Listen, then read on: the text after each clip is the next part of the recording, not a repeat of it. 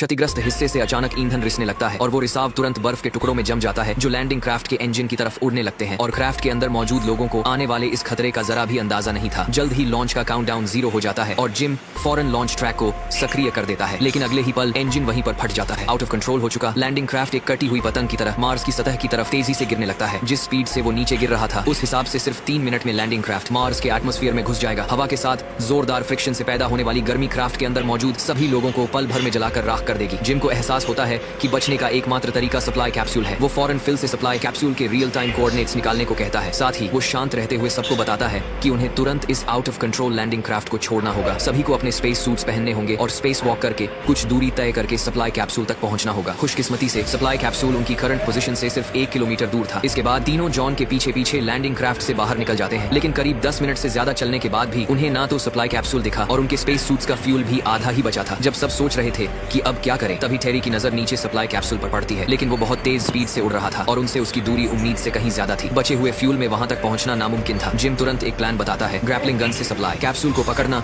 और फिर रस्सी के सहारे सबको वहां खींच लेना। लेकिन ग्रैपलिंग गन से सिर्फ 2 बार ही फायर किया जा सकता था। अगर निशाना चूका तो सबको स्पेस में ही मरना पड़ेगा। जॉन को ये तरीका बहुत रिस्की लगता है और वो अपने साथियों की जान खतरे में नहीं डालना चाहता। वो ग्रैपलिंग गन की रोप को पकड़कर अपने स्पेस सूट का जेट पैक एक्टिवेट करता है और अकेले ही सप्लाई कैप्सूल की तरफ उड़ जाता है। लेकिन ज्यादा दूर जाने से पहले ही जॉन के जेट पैक का फ्यूल खत्म होने का सिग्नल आ जाता है। वो अब भी सप्लाई कैप्सूल से काफी दूर था। वो हार नहीं मानना चाहता था, इसलिए उसने स्पेस सूट का इमरजेंसी जेट यूज करने का फैसला किया। फिल को लगा कि ऐसा करना बहुत खतरनाक है क्योंकि जॉन के स्पेस सूट में सिर्फ 30% फ्यूल ही बचा था। लेकिन इससे पहले कि वो उसे बता पाता, जॉन पहले ही सप्लाई कैप्सूल की तरफ बढ़ चुका था और जैसा कि डर था, इमरजेंसी फ्यूल भी जल्द ही खत्म हो गया। रुकने के लिए रिवर्स थ्रस्ट न होने की वजह से जॉन की स्पीड कम नहीं हो पा रही थी और वो सीधा जाकर सप्लाई कैप्सूल से टकराने वाला था। अब जॉन के पास हार्ड लैंडिंग के सिवा कोई और ऑप्शन नहीं था। लैंडिंग के दौरान वो ग्रैपलिंग गन का हुक सप्लाई कैप्सूल में फंसाने में कामयाब हो जाता है, लेकिन बदकिस्मती से वो सप्लाई कैप्सूल को पकड़ नहीं पाया और उसके बगल से निकलकर धीरे धीरे मार्स की तरफ बढ़ने लगा। ये देखकर जिम और बाकी दोनों सोचते हैं कि पहले ग्रैपलिंग गन की मदद से सप्लाई कैप्सूल पर चढ़ा जाए और फिर जॉन को बचाने का कोई तरीका निकाला जाए।